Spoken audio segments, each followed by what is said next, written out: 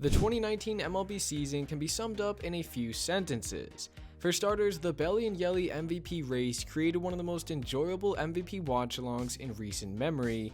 The Nationals won their first World Series championship in club history despite being below 500 as late as June 26th.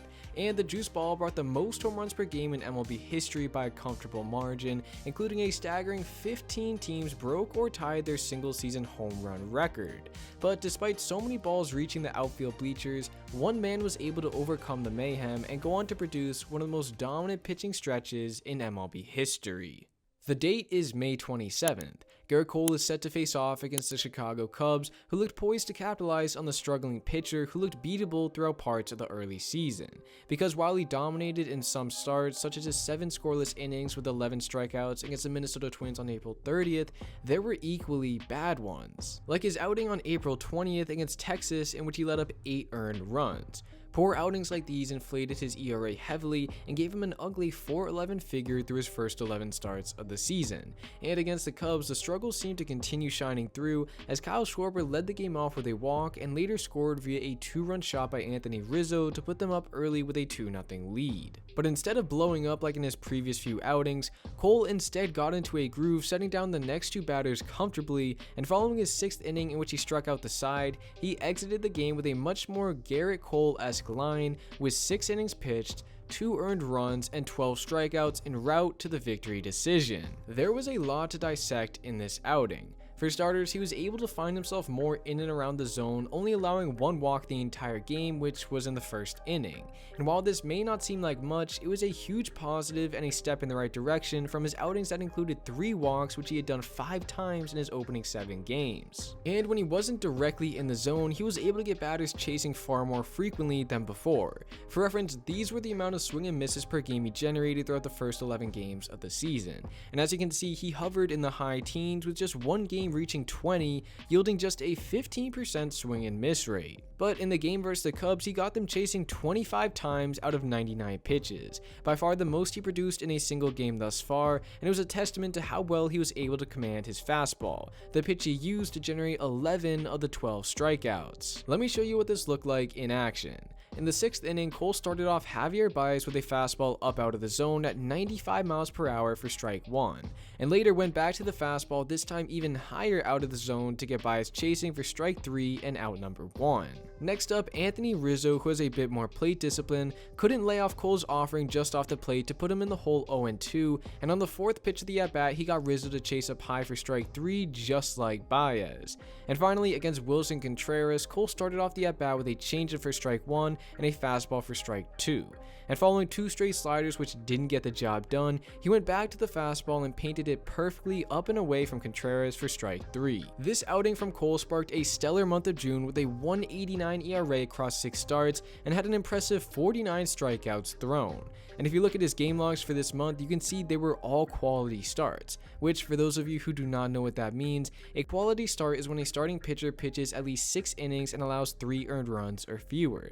It's basically a stat that shows how frequently a pitcher goes to the mound and leaves having put his team in a good position to win. This streak did unfortunately come to an end on July 12th against the Texas Rangers when they touched him up for 4 across 6 innings, thus ending the streak of 8 straight quality starts, but he didn't let this mediocre performance linger and threw just 2 more non-quality starts in his last 13 games, one of which he was taking out early as a precaution in the last game of the season for playoffs. And as he stepped foot off the mound one last time, he had successfully underwent an incredible turnaround in his season, going from 2 mediocre months in April and May to start the campaign, to finishing the year with 33 starts, a 2.5 ERA, 212 1/3 innings pitched, and a ridiculous 326 strikeouts. But what's more impressive is if we look at his stats from May 27th onward, because this is when things start to get ridiculous.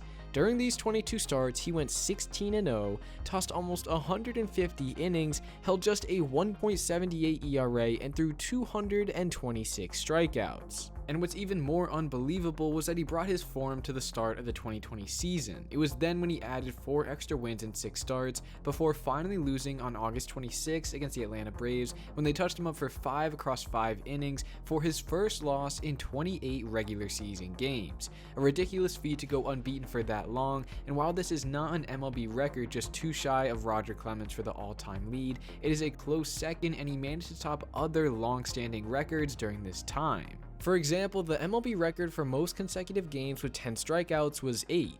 This has been the number since Pedro Martinez set it all the way back in 1999, and Chris Sale, who tied the figure fairly recently back in 2015 with the Chicago White Sox.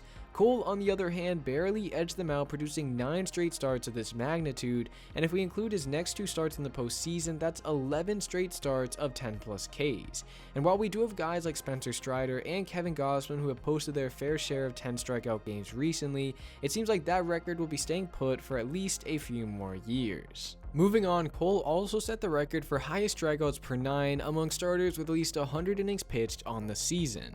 This record has been held by quite the players. Up until Cole, it was Randy Johnson who posted 13.4 all the way back in 2001, and before him was Pedro Martinez with 13.2 back in 1999. Cole obliterated their figures with 13.8, joining the 2 aforementioned players as the only 3 to have posted above 13 marks, until just recently when Spencer Strider joined the list just behind Cole at 13.5. To me, this is a far more attainable record to be broken, and we may see Strider do it in his career or another starter as the league shifts into a more strikeout heavy era. And finally, this isn't a record Cole broke, rather a milestone that will surely help him in his quest to Cooperstown, that being the 300 strikeout club. Some decades ago, this wasn't as big of an accomplishment, with players such as Nolan Ryan, Randy Johnson, and Pedro Martinez doing it with ease. But nowadays, it's not as common because, as mentioned, while the league is getting more strikeout heavy, starters don't go as deep into games anymore. For example, this past season we saw just 5 200 plus inning starters, while in 2000 there were 37, one of them being Steve Traxel, who I honestly never even heard of, but he topped 200 innings with a 4.8 ERA. That's just the way the game has changed, which is why it's all the more difficult to get to 300 Ks, which is just an ode to how dominant Cole was. His 326 figure broke the barrier of entry comfortably and put him alongside just 7 other starters to reach that mark since the turn of the century. Cole was then able to use this incredible run of form to sign a 9-year, $324 million deal, an extremely heavy price tag, but the Yankees saw their future ace and wouldn't be outbid by anybody as they offered the largest sum to a starter in MLB history, beating out Steven Strasburg's 7-year, $245 million deal from just a couple days prior. And unlike him, thankfully for Yankees fans, Cole has not turned into a permanently injured problem. No, he has continued to blossom into one of the best pitchers in baseball, just recently posting an OPS plus of 165 in 2023. But that's still 20 points off his figure from 2019 when he had a 185, which just goes to show how truly dominant he was during that time when he went on one of the most dominant pitching stretches in MLB history. That wraps it up for this video. Leave a comment regarding your thoughts about Gerrit Cole's magical run in the comments, and if you enjoyed, please consider leaving a like to help the channel reach more like-minded people, as well as subscribing to stay up to date with all the baseball content I have in store each week. Plus, you'd help us reach our goal of 1,000 subscribers, and that milestone would be greatly appreciated. Alright, I will see you in the next one.